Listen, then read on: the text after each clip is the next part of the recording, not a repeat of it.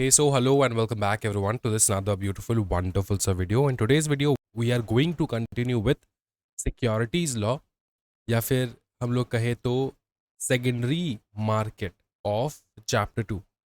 ठीक है, तो हम लोगों ने लास्ट यहाँ तक कंप्लीट कर रखा है, जो डीमेटेरियलाइज्ड फॉर्म वगैरह है वहाँ तक हम लोगों ने देख रखा है, यहाँ तक स्पेसिफिकली हम लोगों ने देख रखा है। आज हम लोग स्टार्ट करने वाले हैं with a new topic that is with the name and the title types of securities and market participants. Market participants आपने चैप्टर 1 में भी देख रखा है, यहाँ पर भी आप लोग देखोगे।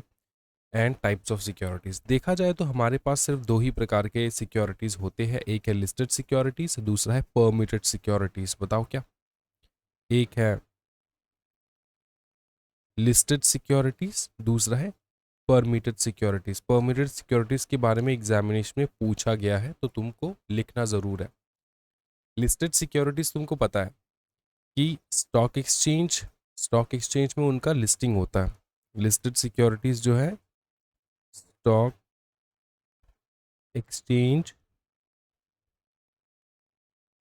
एक्सचेंज में उनका लिस्टिंग होता है।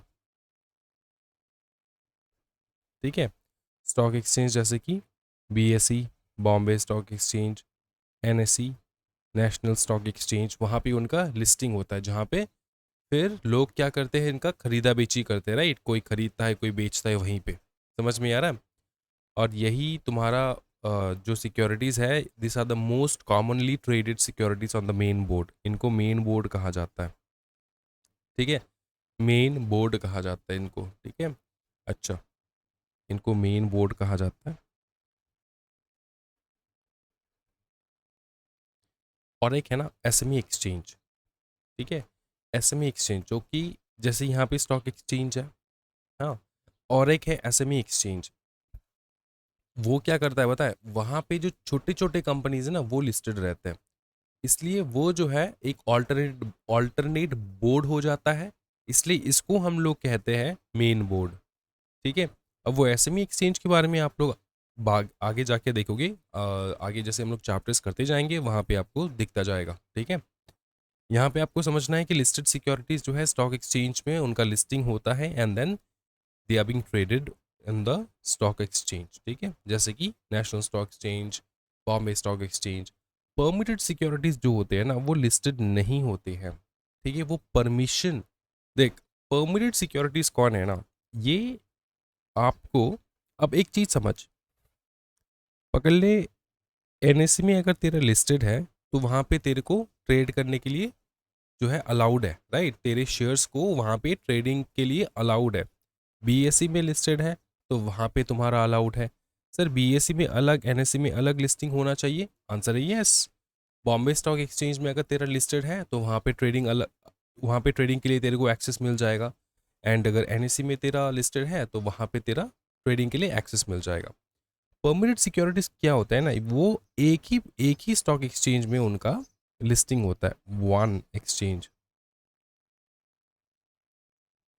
एक्सचेंज में उनका लिस्टिंग होता है, लेकिन ना उनको परमिटेड रहता है, उनको परमिशन रहता है, permitted to be traded on others exchanges. इस बात को तुमको याद रखना है, बस सिर्फ इतना ही याद रखना है तेरे को। दिस परमिटेड सिक्योरिटीज क्या है सर, एक बार फिर से बता दीजिए, परमिटेड सिक्योरिटीज क्या है? This are those securities of companies that are actively traded on other stock exchange, या फिर one stock exchange on other stock exchange. ठीक है, ऑन अदर स्टॉक एक्सचेंज लिखवा देता हूं तुमको, ऑन अदर स्टॉक एक्सचेंज उनका क्या होता है?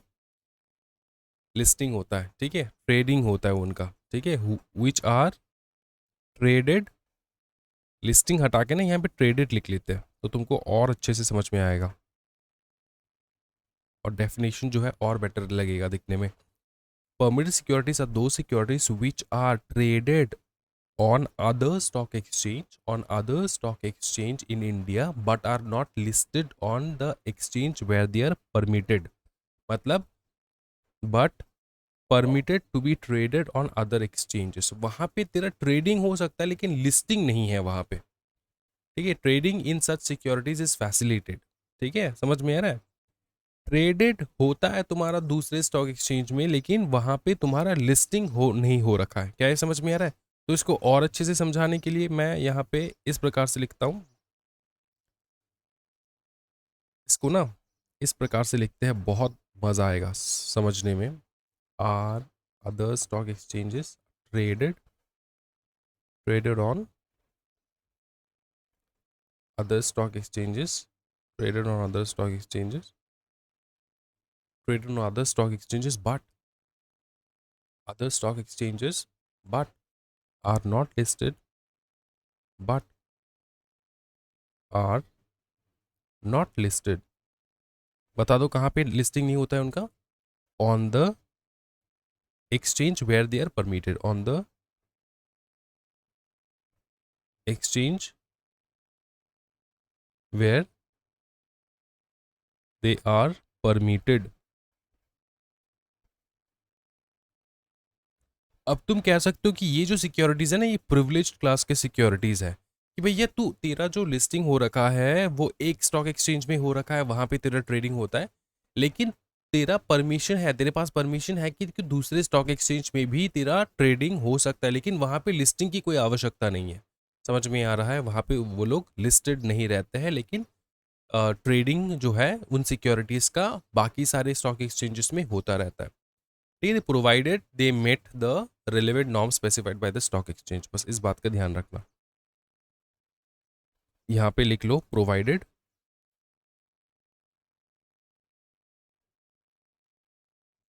दे met the provided they met the relevant norms मतलब rules and regulation specified by the stock exchange जहां पे वो permitted है. Stock exchange. यही दो प्रकार के सिक्योरिटीज आपको ट्रेडिंग के लिए दिख जाएगा.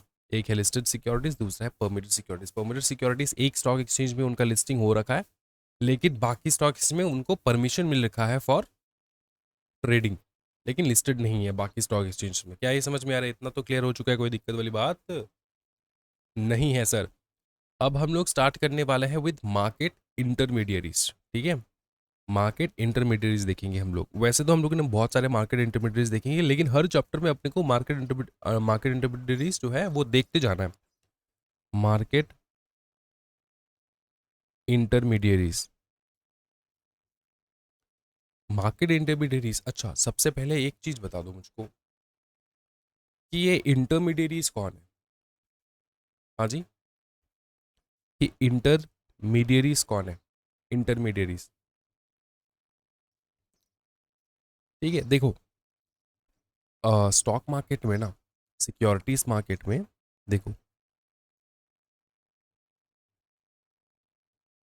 सिक्योरिटीज मार्केट में सिर्फ बायर एंड सेलर नहीं होता, कुछ इंटरमीडियरीज भी होते हैं.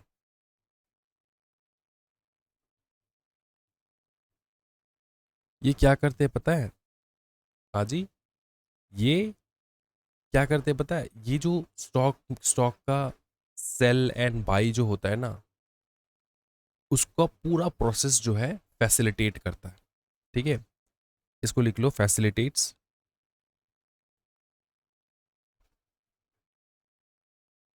The entire process.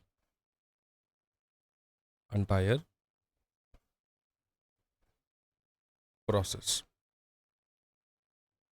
ठीक है, पूरे प्रोसेस को वो लोग फैसिलिटेट करते हैं. अब तेरे को लग रहा होगा कि सर एक चीज बताओ ना, फिर अगर वो लोग पूरे प्रोसेस को फैसिलिटेट करते हैं, वो लोग किन के लिए करते हैं सर? वो क्या ये जो हमारे मार्केट में बायर एंड सेलर है उनके लिए करते हैं, या फिर जो कंपनीज हैं जो पैसा रेज करने के लिए मार्केट में आया है उनके लिए किया जाता है? तो आंसर है बोथ। कुछ इंटरमीडियरीज है जो बायर्स एंड सेलर्स को फैसिलिटेट करते हैं, कुछ इंटरमीडियरीज हैं जो कंपनीज को फैसिलिटेट करते हैं। क्या ये समझ में आ रहा है? अब वो एक एक करके हम लोग देखेंगे, टेंशन वाली कोई बात ही नहीं है, जिंदगी हमेशा आसान रखना है, ठीक है। ऑब्जेक्टिव क्या है इनका? इंटरमीडियरीज का ऑब्जेक्टिव क्या होता है? स्मूथ करने के लिए इन्वेस्टमेंट प्रोसेसेस, ठीक है। ये तो तुमको पता ही है, smoothen the investment process, establish link between the investor and the users of fund. मतलब इन्वेस्टर्स एंड कॉरपोरेशंस के बीच में एक लिंक बिठाता है, ठीक है। ओके, अच्छा, ये तुमको ना पता चल जाएगा, कोई टेंशन वाली बात नहीं है। तुमको लिखना है, तुमको याद रखना है कि common types of intermediates, most common types of intermediaries. अब कॉमन टाइप्स ऑफ इंटरमीडियरीज अगर लिखा है ना, तो याद रखना तुम्हारा जो पूरा पेपर है, CMSL का जो पूरा पेपर है, उस पेपर में इन्हीं इंटरमीडियरीज के बारे में घुमा फिरा के पूछा जाता है, ठीक है। तो तुमको इन इंटरमीडियरीज के बारे में बहुत अच्छे से समझ लेना है। तो मैं वन लाइनर तुमको लिखा दूंगा जिससे तुम्हारा जिंदगी आसान हो जाएगा और तुम हमेशा इसको याद रख पाओगे। वन लाइनर कि इनका डिफरेंस क्या है, इनका काम क्या है, डिफरेंस नहीं मैं बता दूंगा, उनका काम क्या है, ठीक है। सबसे पहले लिख लो स्टॉक ब्रोकर। स्टॉक ब्रोकर, इनका काम क्या है? ये क्या करते हैं? फैसिलिटेट करते हैं,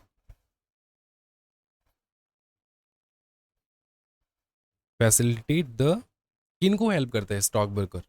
हमको ना, इन्वेस्टर्स को। तो फैसिलिटेट्स द बाइंग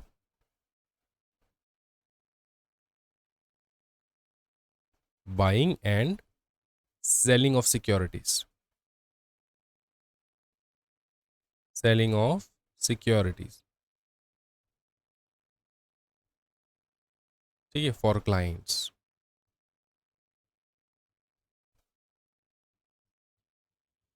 तो इसका एग्जाम्पल दे दो सर स्टॉक ब्रोकर का। स्टॉक ब्रोकर का एग्जाम्पल जीरोधा तुम ले सकते हो, वही है ब्रोकर, ठीक है।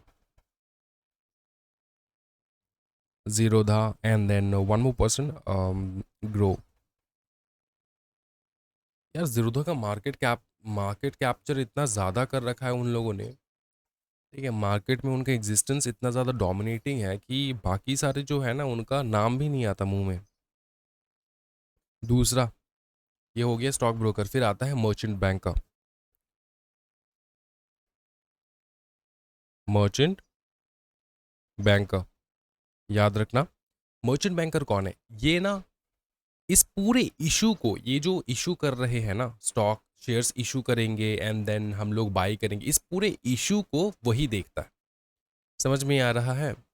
तो अगर तेरे को इशू करना है तो उसको मैनेज कौन करेगा? मर्चेंट बैंकर, याद रखना, ठीक है। इसको किस प्रकार से लिखे? इस प्रकार से लिखो, act as issue managers, act as issue managers, ठीक है। Issue managers, investment banker, investment bankers, then lead manager, lead manager for new issue, for new issue. अब ये जो मर्चेंट बैंकर है, ये कंपनी के साइड से खेलता है, ठीक है। ये कंपनी के साइड से खेलता है, ये आपके और हमारे साइड से नहीं खेलता। ये किसके साइड से खेलता है? कंपनी की साइड से। वो पूरा मैनेज करता है कंपनी के इशू को। क्या इतना समझ में आ रहा है? कोई दिक्कत वाली बात नहीं है। ऊपर देखो, यहाँ पे हम लोग लिखने वाले हैं, नेक्स्ट जो आने वाला है वो है अंडर राइटर। अंडर, ये भी कंपनी के साइड से बैटिंग करता है। ये क्या करता है बताओ? हाँ जी, गारंटी करता है। इसका काम ही है गारंटी का। अब तुमको CAFM में, तुम्हारा जब तुम अकाउंट्स करोगे CAFM में, वहाँ पर तुमको अंडरराइटर का पूरा चैप्टर ही है, वो लोग क्या करते हैं, गारंटी करते हैं कि इतना परसेंटेज जो है हम लोग शेयर खरीद लेंगे अगर सेल आउट नहीं हुआ तो। अब देखो क्या है, गारंटी करता है the sale of certain percentage, guarantee the sale of certain, sale of certain percentage, percentage, ठीक है, of a new issue, of a new issue, ठीक है। इसको समझ में आ चुका है, कोई दिक्कत वाली बात नहीं, ये तीन एकदम समझ में आ चुका है। स्टॉक ब्रोकर कौन है, जो फैसिलिटेट करता है buying and selling of securities for the clients, example Zerodha, grow. Merchant banker कौन है, मर्चेंट बैंकर जो है पूरा इशू को मैनेज करता है, इसको नाम ही है इशू मैनेजर, उसका नाम ही है इशू मैनेजर, इस बात का याद रखना, इशू मैनेजर। मर्चेंट बैंकर जो उसका अलग नाम है ना, उसको नाम है इशू मैनेजर, ठीक है, पूरे इशू को वो मैनेज करता है। अंडरराइटर कौन है, वो गारंटी करता है कि भैया हम कुछ परसेंटेज के शेयर्स जो है तुम्हारे इशू में खरीद लेंगे, ठीक है, अगर पब्लिक ने नहीं खरीदा तो हम खरीद लेंगे, इस प्रकार का वो क्या करता है बताओ, गारंटी देता है, सो दैट उनका कंपनी का जो इशू है ना वो प्रोटेक्टेड रहे। अच्छा, चार, चार है बैंकर टू एन इशू, क्या बताओ, बैंकर टू एन इशू। अच्छा, बैंकर टू एन इशू का मतलब तेरे को समझ में आ रहा है, कोई भी अगर इशू हो रहा है वहां पे कोई बैंकर का जरूरत है, इसलिए यहां पर लिखा है बैंकर टू एन इशू। अब कोई भी अगर इशू हो रहा है वहां पे बैंकर का जरूरत है, तो किस प्रकार का जरूरत है, बैंकर क्या करता है, मनी को हैंडल करता है ना, मनी को हैंडल करता है, वहीं पे यहां पे वही लिखना है, हैंडल, हैंडल मनी नहीं लिखना है, एप्लीकेशन मनी लिखना है, क्या लिखना है, application money, handles application money in public issue, in public issue. अब जब तुम अपने शेयर्स को मार्केट में लॉन्च कर देते हो, वहां पे लोग क्या करते हैं, सबसे पहले एप्लीकेशन मनी सेंड करते हैं ना, कितना उन लोग एप्लीकेशन किया, उसके बाद तू अलॉट करेगा उनको तेरे हिसाब से। अब एप्लीकेशन मनी ओवर सब्सक्राइब्ड हो सकता है, अंडर सब्सक्राइब्ड हो सकता है। अब एप्लीकेशन का जो पैसा है, देख, एप्लीकेशन के लिए जो लोग पब्लिक, नॉर्मल पब्लिक अप्लाई करते हैं, वो या तो अंडर सब्सक्राइब हो सकता है, या तो ओवर सब्सक्राइब हो सकता है, या फिर नॉर्मली जितना तेरे को चाहिए था उतना आ चुका है, ठीक है। तो ओवर सब्सक्राइब अगर हो गया ना, तो जो पैसा तुमको ज़्यादा मिल चुका है वो तो तुमको वापस करना है पब्लिक को, क्योंकि उनको तो तुम अलॉट नहीं कर रहे हो ना। तो ये सारा जो काम है ये कौन देखता है, बैंकर। पैसा हैंडल कौन करता है, बैंकर। पैसा जो भेजा जाता है ना by public to the company, वो बैंक के पास रहता है, ठीक है, वो बैंक के पास रहता है। अलॉटमेंट जब हुआ तब बैंक से पैसा निकल के कंपनी के पास चला जाता है, क्योंकि अलॉटमेंट हो चुका है, शेयर तुमको मिल चुका है। और अगर जो रिजेक्टेड शेयर्स है, जो रिजेक्टेड एप्लीकेशंस है, जिन एप्लीकेशंस को रिजेक्शन मिलता है, उनका पैसा बैंक से निकल के जो है जिन पब्लिक ने अप्लाई किया, जिनका रिजेक्ट हो चुका है, उनके पास चला जाता है। क्या ये समझ में आ रहा है। तो ये जो पैसे के हैंडल करने का पूरा प्रोसेस है ना, वो बैंकर टू एन इशू देखता है। कौन देखता है, बैंकर टू एन इशू। क्या ये समझ में आ रहा है, कोई दिक्कत वाली बात नहीं है। नेक्स्ट टॉपिक देखेंगे हम लोग, टॉपिक नहीं मतलब नेक्स्ट पॉइंट जो है डिबेंचर ट्रस्टी। अब बहुत ब्यूटीफुल है, कंपनी लॉ में भी देखने को मिलेगा, बहुत भारी टॉपिक है। डिबेंचर ट्रस्टी, क्या बताओ, डिबेंचर ट्रस्टी। डिबेंचर ट्रस्टी, अब देख ट्रस्टी कौन होता है, ट्रस्टी वो होता है जो देखभाल करता है तेरा, ठीक है, देखभाल करता है। अभी किसी प्रॉपर्टी का अगर ट्रस्टी है तो वो उस प्रॉपर्टी को देखभाल करेगा, समझ में ही आ रहा है। और अगर डिबेंचर ट्रस्टी है तो मतलब डिबेंचर्स के जो लोग हैं, डिबेंचर होल्डर है, उनका देखभाल करेगा ये ट्रस्टी। क्या ये समझ में आ रहा है, उनकी इंटरेस्ट में, उनके फेवर में सब कुछ होना चाहिए, उस हिसाब से ये ट्रस्टी काम करता है। क्या ये समझ में आ रहा है। तो डिबेंचर ट्रस्टी कौन है बता दो फटाफट। Protect the interest of debenture holder, क्या बताओ, protects the interest of debenture holder, debenture holder. ठीक है, इतना याद रखना है। नेक्स्ट देखो, नेक्स्ट कौन है? डिबेंचर ट्रस्टी हो चुके। क्रेडिट रेटिंग एजेंसी बहुत फेमस है, एग्जामिनेशन में आएगा तुम्हारा, सीएमएसएल के पेपर में आ जाएगा, क्रेडिट रेटिंग एजेंसी। अब ये क्रेडिट रेटिंग एजेंसी होते कौन है? हाँ जी बताओ। देख, मैं तुमको समझाता हूँ। ये जो क्रेडिट रेटिंग एजेंसी है ना, ये तुमको रेटिंग देते हैं। क्या देते हैं? रेटिंग। किसको दिया जाता है? कंपनी को। ये ना कंपनी को रेटिंग देते हैं, कंपनी को ना रेटिंग देते हैं, ए बी। ठीक है, इस प्रकार से रेटिंग होता है, ये तुम पढ़ोगे आगे जाके। ठीक है, तो ए पकड़ लो, बी, इस प्रकार का रेटिंग होता है, ए बी। ठीक है, तो इन प्रकार का ना कुछ रेटिंग होता है जो दिया जाता है by credit rating agencies to the companies debt instruments हो जाए या फिर इशू हो जाए।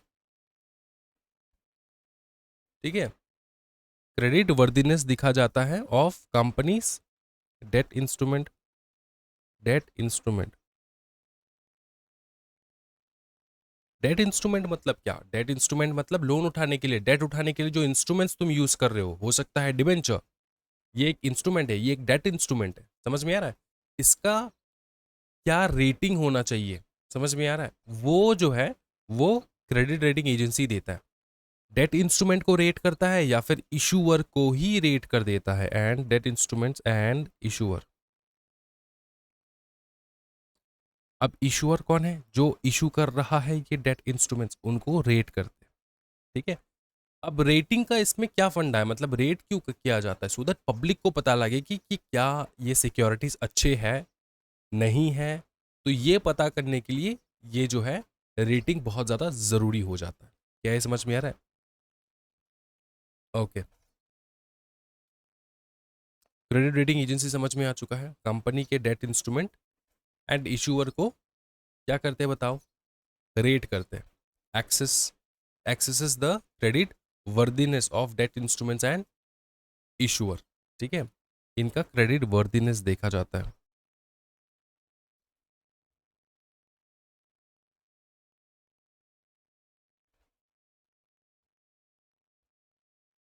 क्रेडिट वर्दीनेस का मतलब क्या होता है? क्रेडिट वर्दीनेस का मतलब क्या होता है? मतलब तुम लायक हो कि नहीं, किस लायक है ये लोग, क्रेडिट लेने के लिए किस लायक का है। अगर अच्छे लायक का है तो बहुत ज़्यादा लोग जो है क्रेडिट देंगे। मतलब उनका अगर ट्रैक रिकॉर्ड क्लीन है तो बहुत अच्छी बात है, ट्रैक रिकॉर्ड क्लीन नहीं है तो उनका क्रेडिट रेटिंग गिरता रहता है। अब ये सारा चीज़ तुमको पढ़ने को मिलेगा आगे जाके। ठीक है, अच्छा, क्रेडिट रेटिंग कंपनीज के बारे में तुमको देखने को मिलेगा। अब जो नेक्स्ट टॉपिक है वो है डिपॉजिटरी पार्टिसिपेंट, जो कि है डीपी कहा जाता है उनको। क्या बताओ? Depository participants.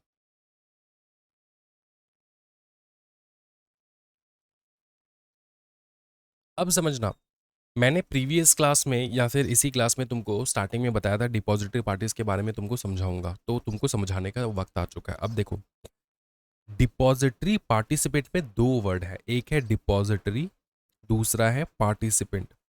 डिपॉजिटरीज का मतलब कौन है? डिपॉजिटरीज का मतलब होता है NSDL CDSL।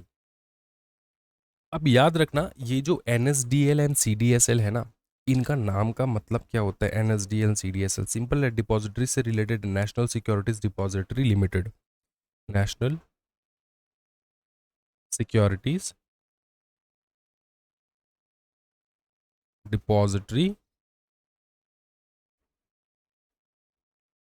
लिमिटेड।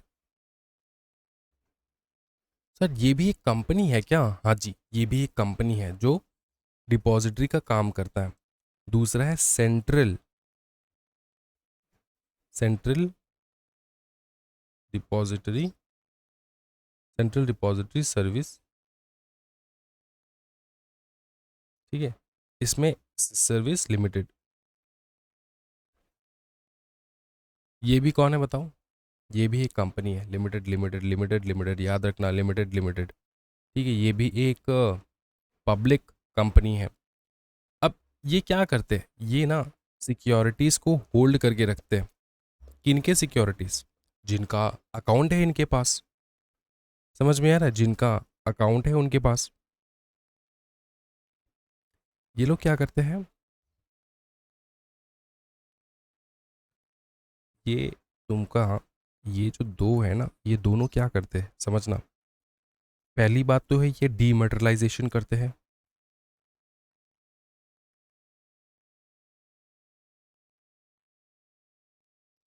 डीमैटेरियलाइजेशन करते हैं, ठीक है। डीमैटेरियलाइजेशन एंड रीमैटेरियलाइजेशन भी करते हैं, इस बात का ध्यान रखना। रीमैटेरियलाइजेशन भी करते हैं।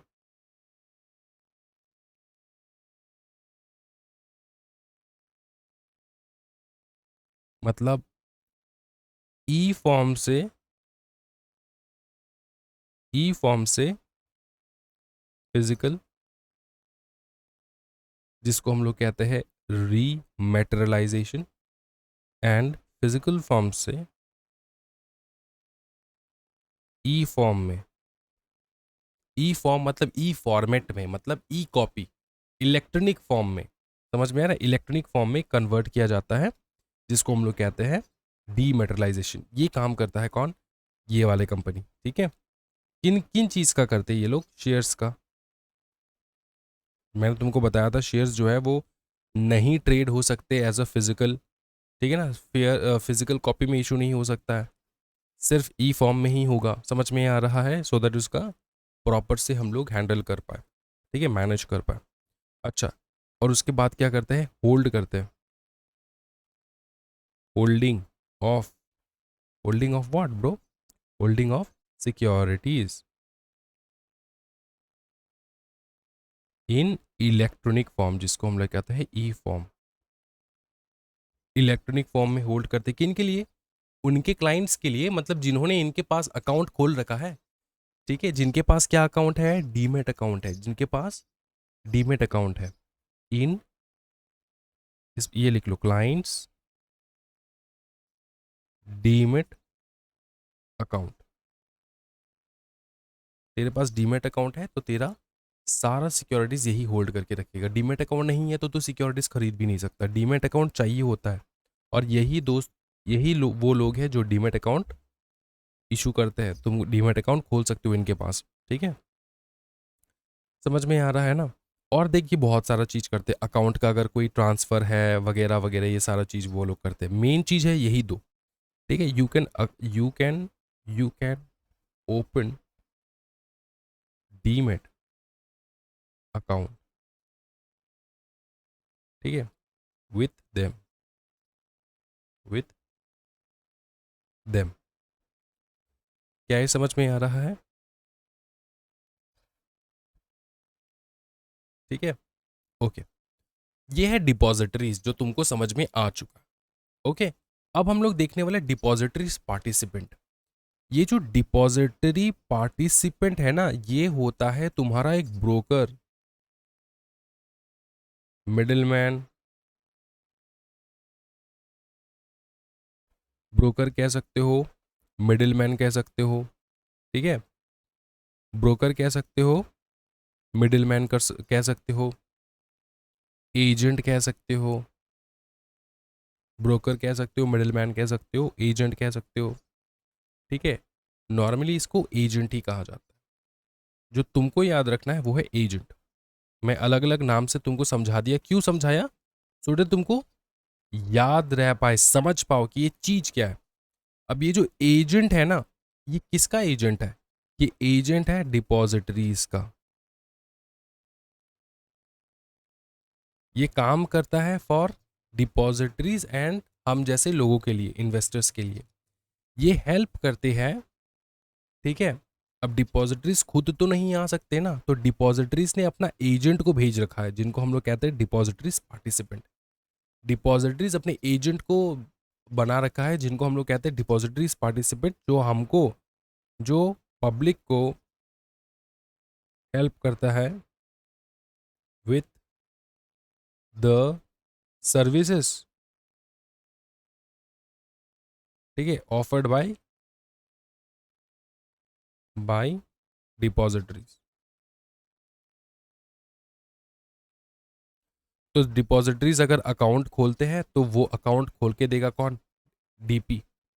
ठीक है, तुमको अकाउंट खोलना है डिपॉजिटरीज में, तुमको जाना होगा डिपॉजिटरी पार्टिसिपेंट के पास। तो डिपॉजिटरी पार्टिसिपेंट फैसिलिटेट करता है सारा वो काम जो हमारा ये डिपॉजिटरीज जो है वो करते हैं। क्या ये समझ में आ रहा है? ठीक है। अब ये जो डिपॉजिटरी पार्टिसिपेंट, इसका एग्जाम्पल तो दो सर, फिर ना समझ में आएगा। Depository participant, depository party. अब मैं तुमको पूछूंगा कि डिपॉजिटरी पार्टिसिपेंट्स कौन हो सकते, कहाँ पे जाके तू खोलता है, कहाँ पे जाके तू अकाउंट खोलता है अपना डीमेट अकाउंट, बताना। हाँ जी, अपने ब्रोकर के पास खोलता है, अपने ब्रोकर के पास खोलता है, अपने ब्रोकर के पास खोलता है, जैसे कि जीरोधा। हाँ जी, एंजल वन, एंजल वन फिर है ग्रो। ये क्या है? ये ब्रोकर्स है। इनके वेबसाइट पे जाके तू खोल सकता है अपना डीमेट अकाउंट, आंसर है यस। तो ये कौन है? Depository participant. ठीक है, तेरा ब्रोकर ही तेरा डिपॉजिटरी पार्टिसिपेंट है। डिपॉजिटरी को जो हेल्प करता है ये सारे काम में, वो कौन बन जाता है? Depository participant. और बता, और तू कहाँ पे? अब तेरे को पता नहीं, आजकल बहुत सिंपल हो चुका है बैंक्स। जब मैंने जिंदगी में पहली बार अकाउंट खोला था ना, तब मैं आईसीआईसीआई बैंक में गया था। कहाँ पे गया था? ICICI bank. वहाँ पे एक इन्वेस्टिंग एडवाइजर जो है बैठा था, और उनसे पूरा हम लोगों ने समझा इन्वेस्टमेंट का कि किस प्रकार से। मैं और मेरे एक दोस्त थे, दोस्त था, दोस्त जो है उसका नाम है ऋषभ। अब मैं और वो पहले पहले जब ये जीरोधा विरोधा कुछ जो है ना बहुत ज़्यादा फेमस नहीं था, ठीक है, तो तब हम गए वहाँ के पास। जब हमने सोचा कि इन्वेस्टमेंट करना है तो हम लोग वहाँ पे गए, किसके पास गए? बैंक के पास। और बैंक में एक इन्वेस्टिंग मैनेजर या फिर इन्वेस्टमेंट मैनेजर जो है वो बैठा था, और उसने हमको समझाया कि किस प्रकार से इन्वेस्टमेंट करना होता है, कहाँ पे इन्वेस्ट करने से सही होता है, कितने रुपए से हम लोग स्टार्ट कर सकते हैं, महीने का कितना देना होता है, या फिर डेली कितना देना होता है, या फिर साल में कितना देना होता है, किस हिसाब से हम लोग इन्वेस्ट कर सकते हैं। और पूरा प्लान, रिस्क जो है, कितना रिस्क होगा, कितना रिवॉर्ड होगा, रिस्क एंड रिवॉर्ड रेशियो पूरा हमको समझाया कि इस प्लान में ये रिस्क एंड रिवॉर्ड है, इस वाले प्लान में ये रिस्क एंड रिवॉर्ड है, ये सारा हमको समझाया गया। समझ में आ रहा है? तो ये कौन कौन फैसिलिटेट करता है? सिर्फ आईसीआईसीआई नहीं, एसबीआई भी करते हैं, एचडीएफसी बैंक भी करते हैं। समझ में आ रहा है? तो ये सारे जो जो है ना, ये कौन बन जाते हैं बताओ ना? ये बन जाता है डिपॉजिटरी पार्टिसिपेंट, ये बन जाता है डिपॉजिटरी पार्टिसिपेंट। इस बात का तुम ध्यान रखना, ठीक है। तो डिपॉजिटरी पार्टिसिपेंट क्लियर हो चुका है, अंडरस्टूड। अब हम लोग देखेंगे foreign portfolio investor. Foreign portfolio investor देखेंगे हम लोग, क्या बताओ? नेक्स्ट जो है ये कितना नंबर है? 7 ना, 8 देखने वाले, 8वां जुबा देखने वाले। Foreign portfolio investor. Foreign portfolio investor के बारे में हम लोगों ने पहले भी देख रखा है, लेकिन हम लोग समझेंगे ये क्या है। लार्ज इंस्टीट्यूशनल इन्वेस्टर है भाई मेरे, लार्ज। मैंने मैंने तुमको बताया था मैं वन लाइनर ही समझाऊंगा, सो तुम याद रख पाओ पूरा जिंदगी भर। ये क्या है? Large institutional investors, institutional investors है। लेकिन कहाँ का? कहाँ का? इंडिया का? From outside India, from outside India, ठीक है। अब नाइन्थ देखो, एक होता है research analyst. Research analyst, research analyst कौन होते हैं? अजी, ये वो लोग होते हैं जो ना रिसर्च प्रोवाइड करते हैं। क्या प्रोवाइड करते हैं? रिसर्च प्रोवाइड करते हैं, research report, research report provides research reports and recommendation on securities,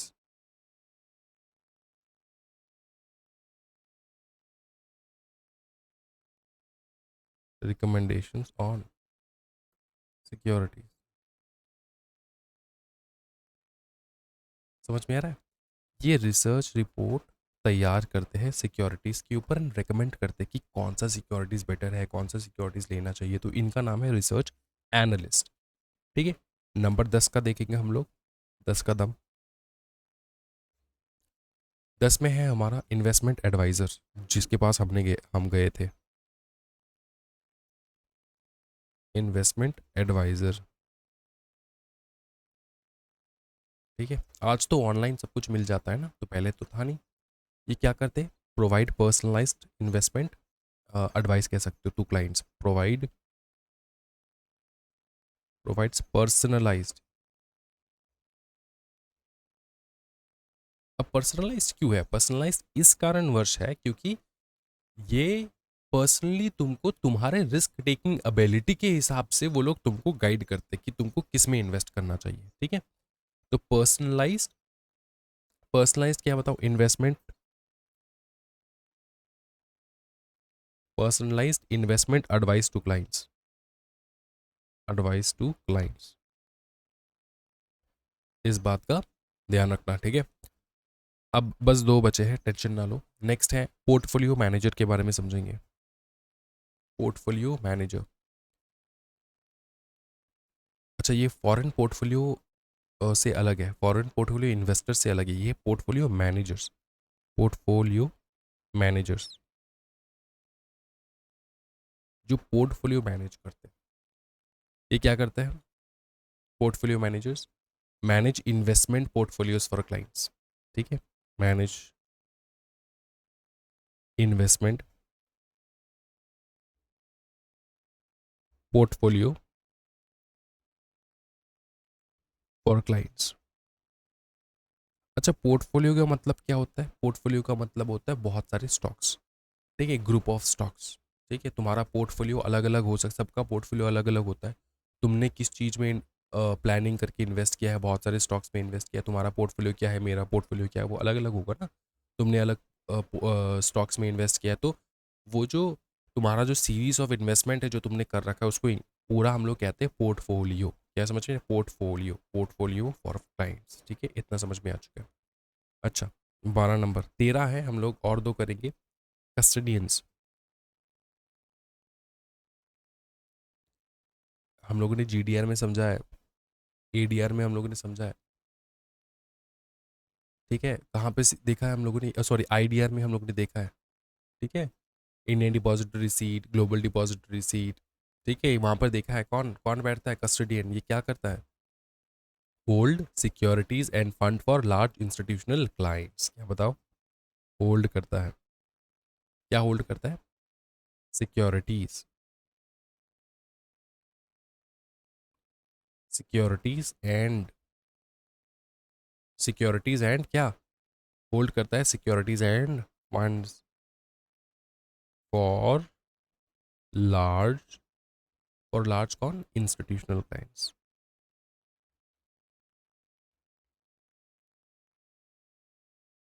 अब लोगों ने देखा था कि ये लोग क्या करते हैं? होल्ड करके रखते हैं अपने पास। नेक्स्ट जो 13 है, वो है हमारा registrar and share transfer agent. ठीक है, registrar and share transfer agent, registrar and share transfer agent, ये क्या करते हैं? ये मैनेज करते हैं इन्वेस्टर का रिकॉर्ड, नाम ही है रजिस्ट्रार, तो ये क्या रिकॉर्ड रजिस्टर करते हैं। ठीक है, तो इसको इस प्रकार से लिखो, managers investors record, investors record, investors records. फिर शेयर ट्रांसफर, शेयर ट्रांसफर्स, कितना शेयर ट्रांसफर हुआ है, and communicate with share holders, and communicate, communicate with share holders, with share holders. अब देखो, तेरे पास कुछ शेयर है, अब तू शेयर को ट्रांसफर करना चाहता है, सेल नहीं, ट्रांसफर करना चाहता है। पकड़ ले, तेरे नाम पे शेयर है, तो अपने मम्मी के नाम पे शेयर ट्रांसफर करना चाहता है, किसके पास जाएगा? शेयर ट्रांसफर एजेंट के पास। ठीक है, क्या ये समझ में आ रहा है? तो ये 13 पॉइंट जो है ना, तुमको बहुत अच्छे से दिल में दिमाग में बिठा रखना है। अंडरस्टूड? अब डिपॉजिटरीज के बारे में मैंने पूरा एक्सप्लेन कर दिया है। नेक्स्ट टॉपिक ही आता है आपका डिपॉजिटरीज में, जो मैंने तुमको समझा रखा है। इसको अलग से करने की कोई आवश्यकता नहीं है। ठीक है, अलग से करने की कोई आवश्यकता नहीं है। DP, depositories and depositories participant, ये हमने कर रखा है। फिर हम लोग जो देखेंगे वो है trading members, stock brokers and sub broker. ठीक है, कस्टडियंस भी हम लोगों ने समझ रखा है। क्या देखेंगे हम लोग? नेक्स्ट टॉपिक जो है ना,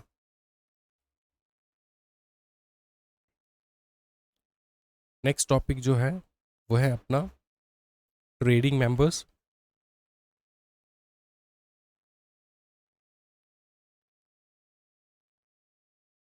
ट्रेडिंग मेंबर्स या फिर कह सकते हो stock broker,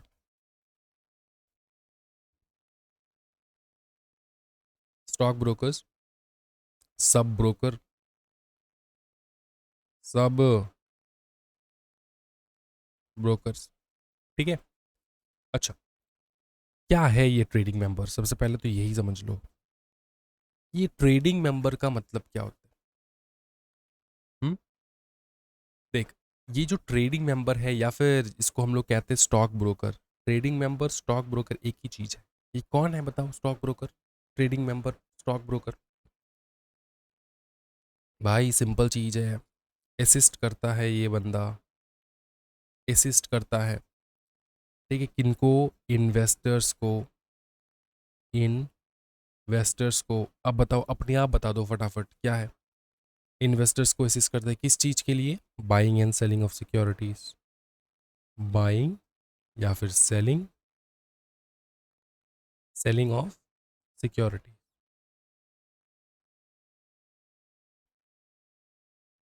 buying and selling of securities. ठीक है, जितने भी सेकेंडरी मार्केट के ट्रांजैक्शंस है ना, जितने भी सेकेंडरी मार्केट के ट्रांजैक्शंस है जो तुम पुराना शेयर्स बाई सेल करते हो, वो यही करते हैं स्टॉक ब्रोकर हमारे। ठीक है, जीरोधा वगैरह, ठीक है, जीरोधा, एंजल वन, हमारा ग्रो, ये सारा जो है ना यही करते हैं। तो याद रखना, जैसे हमारा सेकेंड हैंड, अगर घर में कोई कोई भी चीज़ सेकेंड हैंड सेल करना है तो हम लोग OLX में करते हैं। अगर अपने शेयर्स को सेल करना है सेकेंड हैंड तो हम लोग ब्रोकर पे करते हैं, ब्रोकर के पास करते हैं। अब ब्रोकर कौन है? हो सकता है जीरोधा, एंजल वन, ठीक है, फिर अब तो मोतीवॉल, ऑसवॉल, क्या क्या बहुत सारे हैं। ठीक है, और हमारा ग्रो, पॉपुलर वाले को नाम ले रहा हूँ मैं सो दैट तुमको पता चले। तो ये कौन बन जाएगा? तुम्हारा ब्रोकर, जो कि तुम्हारा सेकेंडरी मार्केट का पूरा ट्रांजैक्शन देखते हैं। सेकेंडरी मार्केट समझ में? Second hand market. अब सेकेंड हैंड मार्केट में क्या होता है? सेल्स का खरीदा बेची होता है। अब ऐसा नहीं कि IPO नहीं होता, इनके पास IPO भी होता है। IPO के लिए अप्लाई एप्लीकेशन तुम जीरोधा से ही कर सकते हो, जो प्राइमरी मार्केट का इंस्ट्रूमेंट है। समझ में आ रहा है? IPO अगर हो रहा है, इनिशियल पब्लिक ऑफरिंग, वो भी तुम्हारा जीरोधा से तुम अप्लाई कर सकते हो। लेकिन मेजरली पूरा जो फर्स्ट इशू होता है ना, वो पूरा का पूरा जीरोधा में नहीं होता, पूरा का पूरा ब्रोकर के पास नहीं होता। वो लोग डायरेक्ट इंस्टीट्यूशंस के पास भी जाते हैं ना, कंपनीज डायरेक्ट किसी बड़े बड़े लैंडर्स के पास जाते हैं, बड़े बड़े लोग के पास जाते हैं सेल करने के लिए, पहले पहले शेयर्स जो है वो देने के लिए बहुत सारे लोगों के पास जाते हैं, राइट। और एक तो है IPO, जो हमारे माध्यम से भी पैसा वो लोग रेस करते हैं। और पहली बार अगर शेयर इशू हो रहा है तो सिर्फ ये नहीं होता कि पब्लिक से ही पैसा वो लोग उठा रहे हैं। IPO का मतलब ये होता है कि बाकी सारे जो बिग प्लेयर्स है, उनसे भी, बड़े बड़े इंस्टीट्यूशंस है, उनसे भी वो लोग पैसा उठाते हैं, एंड देन IPO से भी पैसा उठाते हैं। और वो जो IPO से पैसा उठाते हैं वो होता है हमारे यही ब्रोकर के पास। जो है हम लोग IPO के लिए अप्लाई करते हैं, जो है एप्लीकेशन जो है वो हम सेंड करते हैं for by using this broker broking apps. ठीक है, अब समझना। लेकिन जो सेकेंडरी मार्केट का पूरा काज होता है, सेकेंडरी मार्केट में क्या होता है? सेकेंडरी मार्केट में तुम डायरेक्टली किसी के पास नहीं जाते सेल करने के लिए, बाय करने के लिए, है ना। सेकेंडरी मार्केट में क्या होता है? एक सेकेंड हैंड मार्केट है, जो पहले IPO से निकल के अब यहाँ पे आ चुका है, सेकेंडरी मार्केट में आ चुका है। अब यही शेयर्स जो है सेल एंड बाई जो है वो इन ब्रोकर के पास होता है। ठीक है, यहाँ पे हम लोग करते हैं। क्या ये समझ में आ रहा है? इतना समझ में आ रहा है? क्लियर है? कोई टेंशन वाली बात नहीं है। ठीक है, अब अब एक टॉपिक है सब ब्रोकर। अब सब ब्रोकर का मतलब क्या होता है? देख समझ, सब ब्रोकर समझना, ये ना सब ब्रोकर, ये स्टॉक एक्सचेंज का कोई सगा नहीं होता, ये स्टॉक एक्सचेंज का मेंबर नहीं होता, not a stock exchange member, या फिर लिख लो यहाँ पे याद रह जाओगे, not stock exchange member. Stock exchange का मेंबर होता है हमारा, हाँ जी, स्टॉक ब्रोकर। लेकिन ये जो सब ब्रोकर है ये स्टॉक एक्सचेंज का मेंबर नहीं होता। अब ये काम करते हैं फॉर, ये जो सब ब्रोकर है ना, ये काम करते हैं फॉर, ये रहता है एजेंट इसके लिए, ब्रोकर के लिए, ब्रोकर का एजेंट ही है ये सब ब्रोकर, समझ में आ रहा है? या फिर हम लोग कह सकते हैं इसको ट्रेडिंग मेंबर कह लो।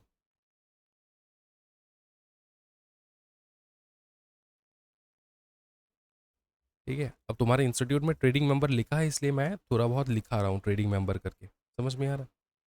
इस चीज़ को ध्यान में रखना है। ओके, तो ये कौन है? ये है agent for the trading member या फिर एजेंट फॉर द ब्रोकर। ठीक है, ये ब्रोकर को हेल्प करते हैं लार्ज इन्वेस्टर बेस तक पहुंचने के लिए, हेल्प्स ब्रोकर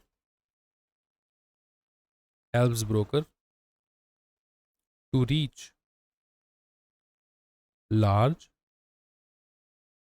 इन्वेस्टर, इन्वेस्टर क्या बताओ ना, टू लार्ज इन्वेस्टर बेस। ठीक है, समझ में आ चुका है? ओके, बस इतना ही याद रखना है इनके बारे में। अब इनका रेगुलेशन कौन, रेगुलेटर कौन है? सेबी। ठीक है ना, सेबी है इनका रेगुलेटर, इनका रेगुलेटर जो है सेबी है।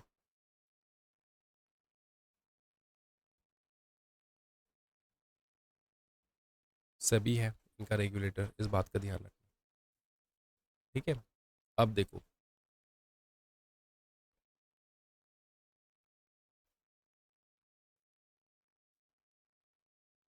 अच्छा सर एक चीज़ बताओ, ये जो ब्रोकर जो है फैसिलिटेट करते हैं, ठीक है, उनको क्या मिलता है? उनको मिलता है ब्रोकरेज, ब्रोकर को मिलता है brokerage,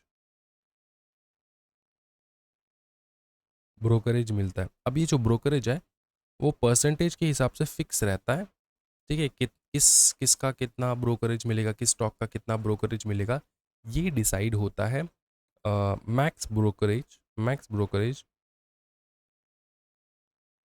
is decided,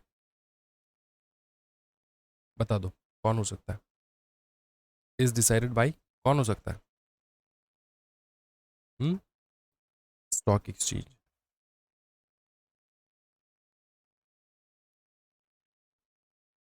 individually, individual stock exchange लिख सकते हो, फॉर एग्जांपल एनएससी, एनएससी, इस एनएससी जो है ब्रोकरेज का अलग होगा, इसका ब्रोकरेज अलग होगा। बीएसई जो है वो अलग ब्रोकरेज देगा स्टॉक के लिए। पकड़ लो किसी स्टॉक में तुम्हारा एनएससी जो है वो,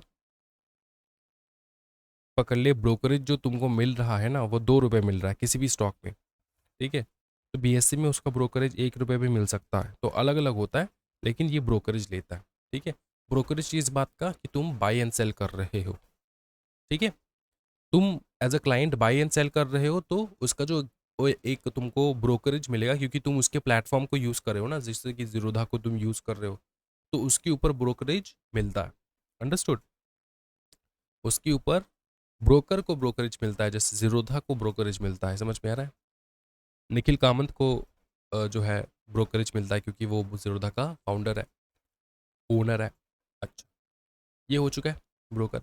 कस्टडियन के बारे में हम लोग ने देख चुके हैं। कस्टडियन हम लोग नेक्स्ट टॉपिक होता है कस्टडियन, जो हम लोग आगे जाके देखेंगे, यहाँ पर नहीं देखने वाले। कस्टडियन हम लोग ने समझ चुके हैं, ठीक है, सेफ गार्ड करता है सिक्योरिटीज़ एंड वगैरह वगैरह, एडीआर जीडीआर आईडीआर एंड तुम्हारा जीडीआर में देख चुके हैं हम लोग कस्टडियंस। अब हम लोग देखेंगे क्लियरिंग कॉरपोरेशन, जो मैंने तुमको बताया था कि हम लोग क्लियरिंग कॉरपोरेशन समझेंगे, इसलिए मैं तुमको समझा रहा हूँ क्लियरिंग कॉरपोरेशन। ठीक, बहुत ही वाइटल टॉपिक है, समझना। ये ना लोगों को बहुत डाउट रहता है, क्लियरिंग कॉरपोरेशंस। अब लोग जो है ना इसको अच्छे से एक्सप्लेन नहीं कर पाते, इसलिए डाउट रह जाता है। क्लियरिंग कॉरपोरेशंस, ठीक है। क्लियरिंग कॉरपोरेशंस कौन है? अगर किसी ने तुमसे पूछ लिया कि क्लियरिंग कॉरपोरेशंस कौन है, समझ, क्लियरिंग नाम से पता चल रहा है, क्लियर करते ही है। किस प्रकार का क्लियरेंस होता है सर? ऑल ट्रेड्स को क्लियर करते हैं। क्या बताओ? ऑल ट्रेड्स को वो क्लियर करता है। पूरा जो एग्जीक्यूशन होता है ना पूरे सारे ट्रेड्स का, वही एग्जीक्यूट करता है अपना क्लियरिंग कॉरपोरेशन। एग्जाम्पल के तौर पे समझाओ सर। देख, अब ये है राज, इसने 10,000 इन्वेस्ट किया, ठीक है, XYZ कंपनी के ऊपर, समझा? तो एक राज का लाइबिलिटी क्या था? ₹10,000 कि वो देगा। एंड XYZ का लाइबिलिटी क्या था? इशू करेगा शेयर। अब पकड़ ले किसी दिन अगर राज ने 10,000 जो है वो दे दिया XYZ को, एंड XYZ ने जो है वो इशू ही नहीं किया शेयर, तो गड़बड़ हो जाएगा ना, है ना? राज को तो बहुत दिक्कत हो जाएगा। तो ये जो काम है कि पैसा जो है वो कंपनी तक पहुंचे एंड इशू जो है वो कंपनी राज को कर दे, ये जो लाइबिलिटी है, ये जो ड्यूटी है, ये ड्यूटी निभाता है क्लियरिंग कॉरपोरेशन। ये ड्यूटी निभाता है क्लियरिंग कॉरपोरेशन, ठीक है।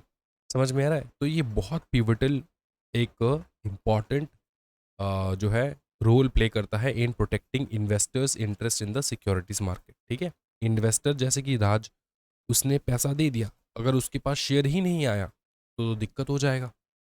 तो ये जो है चीज क्लियरिंग कॉरपोरेशंस मेक श्योर करते कि राज को अपना शेयर्स जो है वो मिल जाए। तो इसका कोर फंक्शन क्या है? लिख लो, कोर फंक्शन। कोर फंक्शन क्या है इसका? इसका कोर फंक्शन ये है कि ये इंश्योर करता है, ensure that members on stock exchange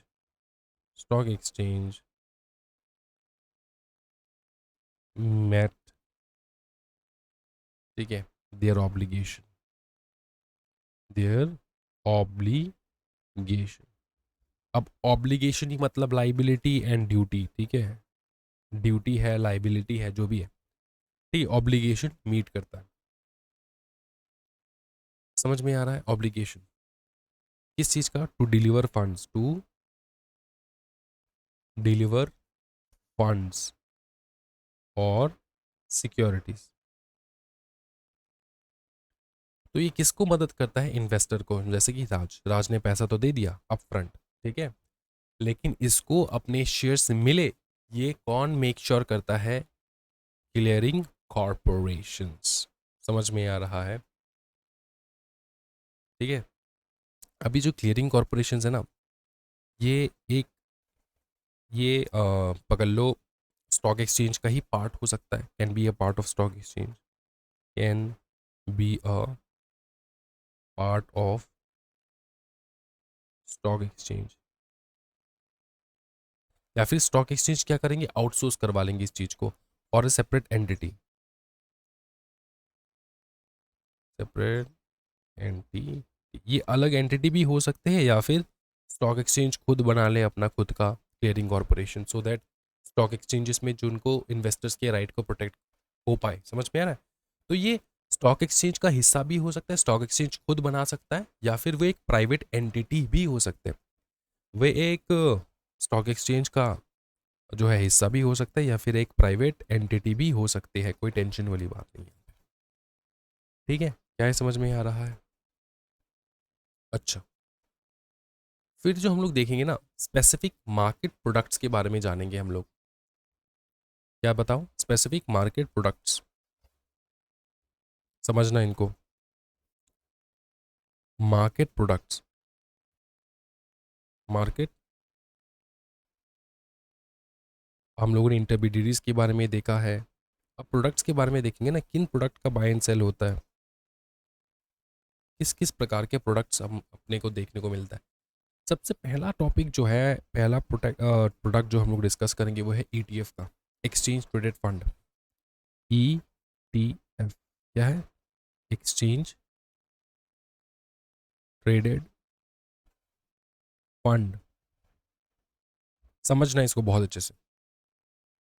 कुछ खिलाड़ी ऐसे होते हैं ना स्टॉक एक्सचेंजेस में, मार्केट में, कि वो चाहते कि भैया हम ना एक एक शेयर ना खरीदे, हम लोग कुछ कॉम्बिनेशन खरीदे या फिर 5 6 7 शेयर्स खरीदे, है ना, जिससे हमारा पोर्टफोलियो जो है ना वो डाइवर्सिफाई हो पाए एंड सेफ रहे।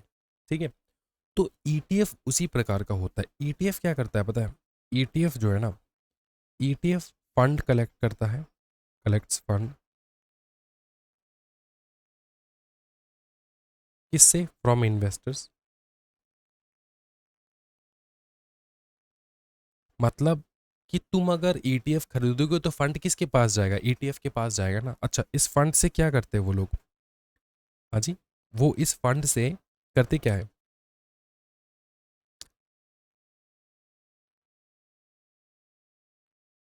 वो कलेक्शन ऑफ एसेट्स को होल्ड करते हैं, होल्ड करते हैं, कलेक्शन,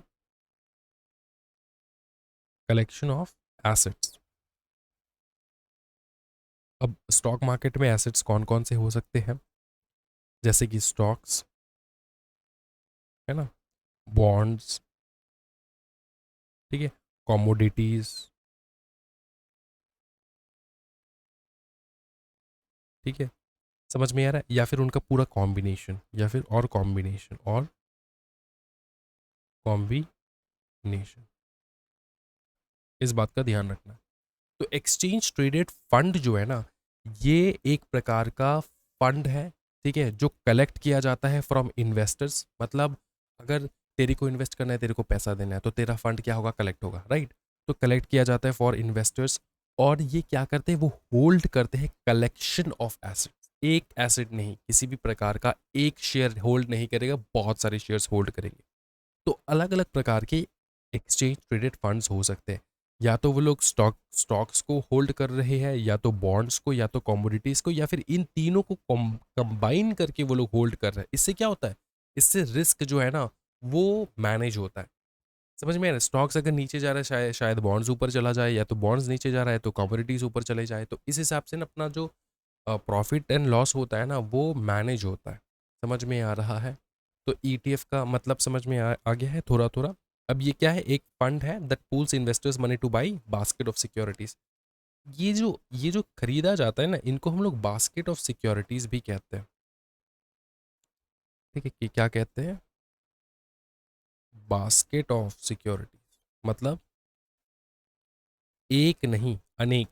एक सिक्योरिटी नहीं खरीदा जाता, एक शेयर नहीं खरीदा जाता, अनेक या फिर कॉम्बिनेशन करके वो लोग खरीदते हैं। ठीक है, और इनका जो तुम्हारा वैल्यू होता है ना, समझ में आ रहा है? इनका जो वैल्यू होता है वो, इनका जो वैल्यू होता है, ठीक है, उसके अंडरलाइंग एसेट के ऊपर डिपेंड करता है। अंडरलाइंग एसेट, अंडरलाइंग एसेट के ऊपर। पकड़ ले, एक ETF में XYZABLMN, ये प्रकार के ना सिक्योरिटीज है। ठीक है, एक तुम्हारा ETF में, ETF में पकड़ ले। ठीक है, अब इसका वैल्यू कैसे डिटरमाइन होगा कि इसका अच्छा जा रहा है बुरा जा रहा है? By the underlying assets. Underlying इसके नीचे कौन से एसेट्स है? ये वाले ना। तो इससे इसका वैल्यू डिटरमाइन होता है। ठीक है, समझ में आ रहा है? ETF का वैल्यू याद रखना हमेशा डिटरमाइन होता है on the net asset value of the underlying asset. ठीक है, net asset value of the underlying asset. इसका वैल्यू ETF का वैल्यू। क्या ये समझ में आ रहा है? इससे क्या होता है? रिस्क को जो है ना वो मैनेज किया जाता है, प्रॉपर एसेट को एलोकेट किया जाता है कि मेरा एसेट थोड़ा इधर भी है, थोड़ा उधर भी है, तो हर जगह पे एसेट्स का एलोकेशन प्रॉपरली हो जाता है। क्या ये समझ में आ रहा है? तुम्हारा ETF क्लियर हो चुका है, कोई टेंशन वाली बात नहीं, एग्जामिनेशन में आएगा तो लिख पाओगे। हाँ जी, जैसे तुम्हारा एग्जाम्पल के तौर पे तुम लिख देना इक्विटी ईटीएफ है, जैसे मैंने यहाँ पे लिखा है ना। अच्छा, यहाँ पे और एग्जाम्पल दे देता हूँ ना, कुछ और एग्जाम्पल दे दो, प्रैक्टिकल एग्जाम्पल्स दे देते हैं। Example of ETF, equity ETF लिखो सबसे पहले, equity ETF, equity ETF, bond ETF, bond ETF, ठीक है। Commodity ETF, commodity ETF, commodity मतलब जैसे कि gold, silver, oil ETF, commodities का भी ट्रेडिंग होता है। Index, index ETF, index ETF क्या है तेरे को समझा देता हूँ। इंडेक्स फंड जैसे तेरा सेंसेक्स निफ्टी, समझ में आ रहा है, उनको आ जाता है इंडेक्स। इसको और समझेंगे हम लोग आगे जाके, अब थोड़ा थोड़ा टॉपिक्स को समझो, क्योंकि एक साथ सारे टॉपिक समझ में अगर चालू कर दोगे तो, समझने के लिए चालू कर दोगे तो बहुत दिक्कत हो जाएगा, तुम्हारा दिमाग जो हैंग मार देगा। तो इसलिए यहाँ पे तुमको थोड़ा थोड़ा सावधानी बरत के धीरे धीरे करके सब कुछ समझना है, लेकिन समझा दूंगा सब कुछ मैं, ठीक है। अब मुझको पता है कि कौन सा चीज़ सबसे पहले समझना है, कौन सा धीरे धीरे करके समझना है। क्या ये समझ में आ रहा है? नेक्स्ट टॉपिक है डिराइवेटिव्स। डिराइवेटिव्स हम लोग डिराइवेटिव्स के चैप्टर में करेंगे, लेकिन यहाँ पे मैं तुमको थोड़ा आइडिया दे दूंगा। डिराइवेटिव्स भी एक प्रकार के ईटीएफ जैसा ही है, ये भी अपने अंडरलाइंग एसेट्स के ऊपर अपना वैल्यू डिटरमाइन करता है, इस बात का ध्यान रखना। डिराइवेटिव क्या है? एक फिनेंशियल इंस्ट्रूमेंट, लिख लो, फिनेंशियल इंस्ट्रूमेंट, ठीक है। विच या फिर हुज वैल्यू इज डिराइव्ड, देखो नाम से पता चलो, derivative, derived from an underlying asset, from an underlying asset, underlying asset. अब ये जो अंडरलाइंग एसेट्स होते हैं ना, ये कुछ भी हो सकते हैं, जैसे कि जैसे कि तुम्हारा स्टॉक, बॉन्ड, करेंसी, कमोडिटीज, ठीक है, कमोडिटीज। उसके बाद उसके अलावा मेटल्स, ठीक है। फिर तुम्हारा स्टॉक इंडिसेस, ये सारे भी हो सकते हैं। समझ में आ रहा है? अब डेराइवेटिव्स ही है जहां पे तुमको फ्यूचर एंड ऑप्शन देखने को मिलता है। Future and option are the, कह सकते हो तुम, पार्ट ऑफ डेराइवेटिव्स, ठीक है। टाइप्स ऑफ डेराइवेटिव्स कह सकते हो, हाँ टाइप्स लिख लो। अब बहुत सारे बच्चे ना जिन्होंने फ्यूचर मतलब ऑनलाइन यूट्यूब के ऊपर बहुत सारे लोगों को देखा होगा, बहुत पैसा कमाए फ्यूचर एंड ऑप्शन करके, फ्यूचर एंड ऑप्शन करके, तो उनको इंटरेस्टिंग लगेगा ये टॉपिक, ठीक है। अब टाइप ये है कि यहाँ पे तुम्हारा फ्यूचर आता है, ऑप्शन आता है। ये दो लौता टॉपिक है जो तुमको सेबी सम्स में भी देखने को मिलेगा, बहुत बहुत important. SEBI sums, future and option क्या है क्या नहीं है, ये सारा चीज़ जो है हम लोग आगे देखेंगे, ठीक है। यहाँ पे तुम्हारा जो है फ्यूचर कॉन्ट्रैक्ट्स, ऑप्शन कॉन्ट्रैक्ट्स है, ये भी देखेंगे। एंड बहुत सारे चैप्टर्स है अलग अलग, वहाँ पर भी देखने वाले हैं हम लोग फ्यूचर एंड ऑप्शन का कॉन्ट्रैक्ट, ठीक है। यहाँ पर पे सबसे पहले डेरिवेटिव समझ लो, एक बेसिक एग्जांपल के तौर पे तुमको समझा देता हूँ। कुछ होते हैं फ्यूचर ऑप्शंस, और भी है डेरिवेटिव, जैसे कि कैप्स, कुछ है कैप्स, कैप्स है, फिर तुम्हारा फ्लोर है, ये टाइप्स ऑफ डेरिवेटिव्स हैं, कॉलर है, एक्सेट्रा। याद रखना पॉपुलर बस यही दो है, और यही दो तुमको पढ़ना है, ठीक है। समझ में आ रहा है? इतना समझ में आ चुका है, कोई टेंशन वाली बात नहीं है।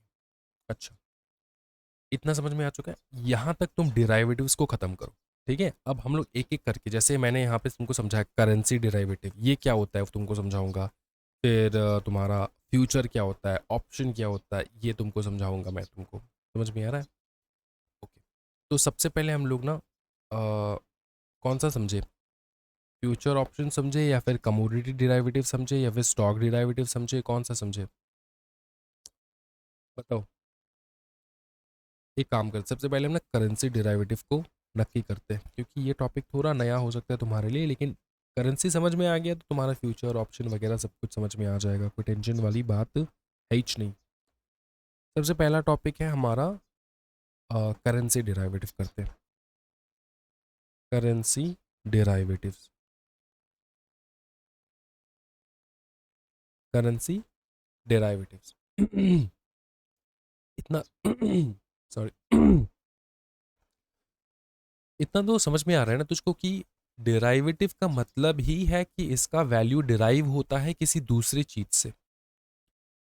ये कुछ इंस्ट्रूमेंट है जिसका वैल्यू क्या है, जिसका वैल्यू क्या है वो डिराइव होता है कुछ अंडरलाइंग एसेट से। वही अंडरलाइंग एसेट है करेंसी, करेंसी डेराइवेटिव। इसलिए हम लोग इसको कहते हैं करेंसी डेराइवेटिव, अंडरलाइंग एसेट। अब अलग अलग करेंसीज, अलग अलग देशों की करेंसीज को हम लोग करेंसी कहते हैं।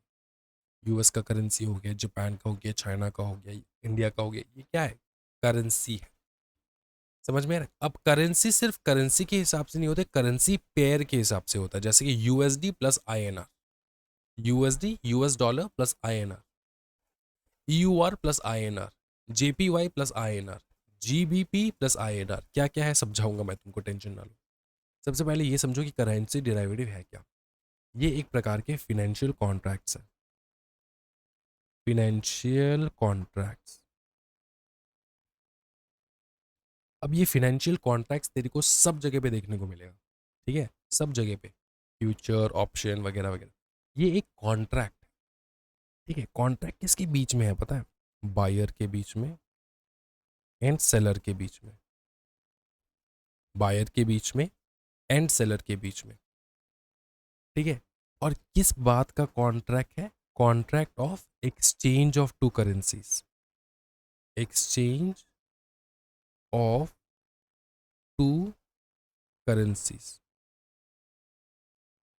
इसलिए हम लोग इसको करेंसी पेयर में रखते हैं, ठीक है। एट अ फ्यूचर डेट, किस डेट पे, at a future date, at a future date, at a stipulated rate, at a stipulated stipulated rate. इसका मतलब क्या है तुमको समझाओ। स्टिपुलेटेड का मतलब होता है प्री प्लान, ठीक है समझ समझ इस चीज को। पहले राज करके एक लड़का है, अब इसने शिमोन से कॉन्ट्रैक्ट किया। किस बात का कॉन्ट्रैक्ट, करेंसी डेरिवेटिव का कॉन्ट्रैक्ट किया। राज ने बोला कि मैं तेरे को, राज शुमोन को क्या देगा, आईएनआर, ठीक है। और शुमोन राज को क्या देगा, बता, USD, US dollar for example. तो मैं उसको दूंगा क्या, यूएस डॉलर, वो मुझको देगा क्या, आईएनआर। लेकिन कौन से रेट पे, कौन से रेट पे, ये जो रेट है ना, ये रेट हम लोग प्री डिसाइड करते हैं, रेट हम लोग प्री डिसाइड करते हैं, प्री डिसाइड करते हैं। क्यों, यही तो गेम है। मुझको अगर लगता है कि यूएसडी ऊपर जाएगा, यूएसडी का वैल्यू ऊपर जाएगा, ठीक है, तो मैं आज कॉन्ट्रैक्ट करूंगा, ठीक है। यूएसडी का वैल्यू अगर ऊपर जाएगा तो राज कॉन्ट्रैक्ट करेगा मेरे से, और वो एक कॉन्ट्रैक्ट करेगा, बोलेगा कि सुन, मैं अभी चल रहा है जून, ठीक है। अब तेरे को पता है ना कि डॉलर का वैल्यू जो है, करेंसीज की जो वैल्यू है, up down up down up down up down होते रहता है। ये तो तेरे को पता है ना, जैसे स्टॉक्स अप डाउन होते हैं, वैसे ये भी अप डाउन होता है इसका वैल्यू, ठीक है। कभी पकड़ लिया 80 रुपये, कभी कभी पकड़ लिया 81 82, इस प्रकार से ना तेरा अप डाउन होता रहता है। मैंने अब चल रहा है पकड़ लिया जून, जून के 22 है आज, और 23 है आज, ठीक, फॉर एग्जाम्पल। मैंने, राज ने मेरे को कहा, शुमोन को कहा कि सुन, मैं अक्टूबर में तेरे से खरीदूंगा यूएसडी। यूएसडी का वैल्यू टुडे, आज का डेट में क्या है, पकड़ ले रुपीस रुपीस नहीं, डॉलर में। अब पकड़ ले मतलब इंडियन रुपीस के हिसाब से कितना है वैल्यू, वो तो डिटरमाइन करेगा ना। पकड़ ले 1 US डॉलर जो है ना, वन तुम्हारा US डॉलर, फिर से मैं रुपी का साइन दे रहा हूँ, ये देख, 1 डॉलर जो है ना तेरा, पकड़ ले 80 रुपीज़ का है। समझ में आ रहा है? 80 रुपीज़ आज के डेट में, फॉर एग्जाम्पल। तो मेरे को ऐसा लगता है कि फ्यूचर में इसका दाम बढ़ेगा, लग सकता है कमेगा, ये भी हो सकता है कि कम हो जाएगा। लेकिन अगर मेरे को लग रहा है बढ़ जाएगा तो मैं क्या कहूँगा, राज कहेगा शुमोन को, राज कहेगा शुमोन को, सुन, मैं फ्यूचर में तेरे से यही 1 डॉलर जो है ना, 1 डॉलर जो है ना, यही 1 डॉलर जो है ना, यही 1 डॉलर जो है 80 रुपये में खरीदने वाला हूँ। ठीक है, फ्यूचर में कौन से डेट पे, अक्टूबर में, अक्टूबर में किसी डेट पे मैं खरीदूंगा 80 रुपीज़ में ही। ये राज ने ऑफर किया शुमोन को। अब शुमोन ने ऑफर एक्सेप्ट क्यों किया, अब ये तो पूछ सकता है। क्योंकि शुमोन का प्लानिंग इस प्रकार से है कि उसको लगता है कि फ्यूचर में 1 डॉलर का वैल्यू जो है ना वो 78 हो जाएगा, फॉर एग्जाम्पल। ये शुमोन का प्लानिंग है, ठीक है, वो ₹78 हो जाएगा। तो शुमोन को लगता है कि फ्यूचर में ये जो 78 रुपी, ये जो 80 रुपीज़ है वो हो जाएगा 78। तो राज मेरे को अभी आज क्या कह रहा है कि फ्यूचर में वो 80 देगा, तो मेरा ही प्रॉफिट है, तो मैं इसको एक्सेप्ट कर लूँगा। तो यहाँ पे क्या हो रहा है, यहाँ पे कॉन्ट्रैक्ट हो रहा है। राज सोच रहा है कि वो फ्यूचर में प्रॉफिट करेगा, शुमोन सोच रहा है कि वो फ्यूचर में प्रॉफिट करेगा। समझ में आ रहा है? शुमोन सोच रहा है कि इसका वैल्यू, यूएसडी का वैल्यू गिर जाएगा, एंड राज कह रहा है कि नहीं, यूएसडी का वैल्यू ऊपर हो जाएगा। तो दोनों का अपना अपना फिनेंशियल प्लानिंग है। उसके हिसाब से उन लोगों ने क्या किया, डेराइवेटिव्स का एक कॉन्ट्रैक्ट कर लिया। क्या कर लिया? फिनेंशियल कॉन्ट्रैक्ट कर लिया करेंसी डेराइवेटिव का। बोले कि मैं बाई करूंगा, और दूसरे ने बोला मैं सेल करूंगा एक करेंसी फ्यूचर डेट में, eight a pre planned rate, at a pre planned rate, at a pre planned rate, at a pre planned rate. क्या इतना समझ में आ रहा है तेरे को? ये हो गया तेरा करेंसी डेराइवेटिव। ये पूरा समझ में आ चुका है? हाँ जी बेटा ना, बताना बेटा। ठीक है, तो ये पेयर में होता है ऑब्वियसली। यूएसडी के साथ आईएनआर होगा, है ना, क्योंकि किसी का दाम तो बढ़ेगा, किसी का दाम तो घटेगा ना, तभी जाके प्रॉफिट एंड लॉस होगा। किसी को प्रॉफिट होगा, किसी को लॉस होगा, है ना। तो ये हमेशा करेंसी पेयर में रहता है। यूएसडी आईएनआर के साथ हो सकता है, ईयूआर जो है वो हो सकता है आईएनआर के साथ। आईएनआर के साथ ही होगा क्योंकि हम लोग इंडिया में ट्रेड कर रहे हैं ना। जेपीवाई जो है वो आईएनआर के साथ हो सकता है, एंड जीबीपी जो है ये भी आईएनआर के साथ हो सकता है। सर इनका मतलब समझा दो, ये क्या क्या है करेंसी, कौन से देश का करेंसी है ये सारे सर? सिंपल है दोस्त। ईयूआर जो है ना वो यूरो है, euro to Indian rupees. JPY है Japanese yen to Indian rupees. GBP जो है वो है British pound sterling to Indian rupee. तो ये अलग अलग करेंसीज है, इनका होता है स्पेक्यूलेशन एंड देन ट्रेडिंग। क्या ये समझ में आ रहा है? फ्यूचर में हम लोग क्या होगा नहीं होगा वो सोच के हम लोग पूरा इन्वेस्ट करते हैं। समझ में आ रहा है ना? तो ये होता है करेंसी डेरिवेटिव। क्या है समझे? फ्यूचर में हम लोग अभी से कॉन्ट्रैक्ट करेंगे, फ्यूचर में कौन से रेट पे हम लोग एक्सचेंज करेंगे, कौन से रेट पे हम लोग एक्सचेंज करेंगे। क्या ये समझ में आ रहा है? इस रेट पे हम लोग एक्सचेंज करेंगे। क्या ये समझ में आ रहा है? ठीक है, नेक्स्ट जो होगा ना वो होगा कमोडिटी डिराइवेटिव्स। क्या बताओ? Commodity derivatives, commodity डिराइवेटिव्स।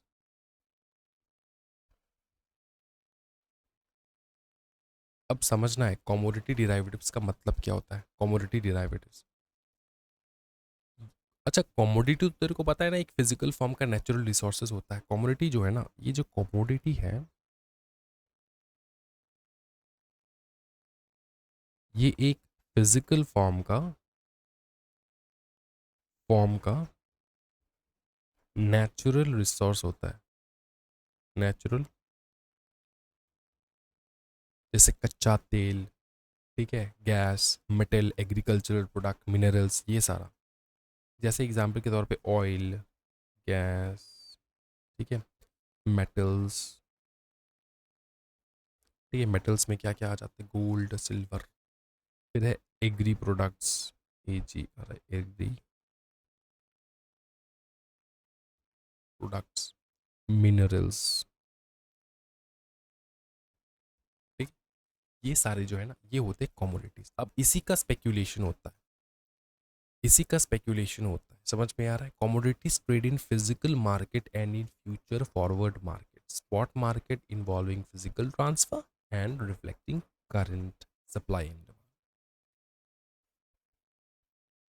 ठीक है। अब अगर जब मैं बात करूं कमोडिटी डेराइवेटिव्स का मतलब, डेराइवेटिव्स मतलब वो इंस्ट्रूमेंट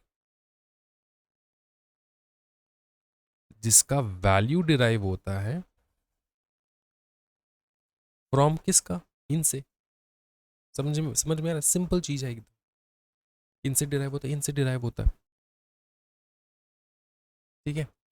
अच्छा, अब जैसे ही तुम्हारा तुमको पता है कि शेयर वगैरह जो है ये तो तुम इंटरनेट में खरीद लेते हो, इनका इंटरनेट में नहीं होता, ये इनका फिजिकल मार्केट होता है। क्या होता है बताओ, फिजिकल मार्केट होता है जहां पे इनका बाइंग एंड सेलिंग होता है, समझ में आ रहा है। कमोडिटीज ना, commodities are bought and sold, या फिर कमोडिटीज आर ट्रेडेड लिख देते हैं,